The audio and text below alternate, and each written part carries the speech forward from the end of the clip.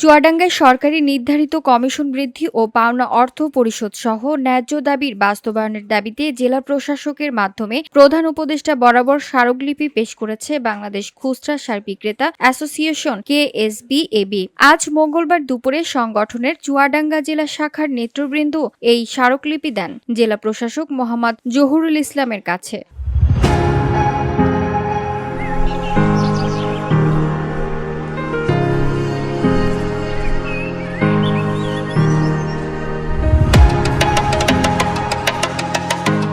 এতে দাবি করা হয়েছে সার বিক্রেতারা সরকারি নীতিমালা অনুযায়ী সার বিক্রয় করলেও দীর্ঘদিন ধরে 880 টাকার কমিশন অপরিবর্তিত রয়েছে। অন্যদিকে পরিবহন, শ্রমিক মজুরি ও দোকান ভাড়া বেড়ে যাওয়ায় বিক্রেতারা ক্ষতিগ্রস্ত হচ্ছেন।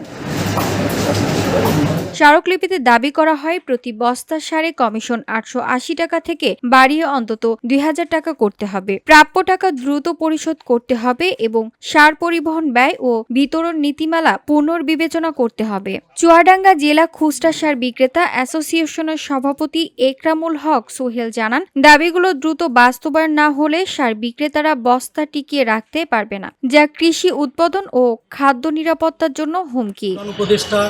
কৃষি উপদেষ্টা ও সচিব মহোদয়কে আমরা স্মারকলিপি প্রদান করছি। আমাদের মূল দাবিটা ভিওডি বাংলা নিউজ ডেস্ক থাকে এবং এটা যেন বাস্তবায়ন হয় সুন্দরভাবে, এটা আমাদের দাবি।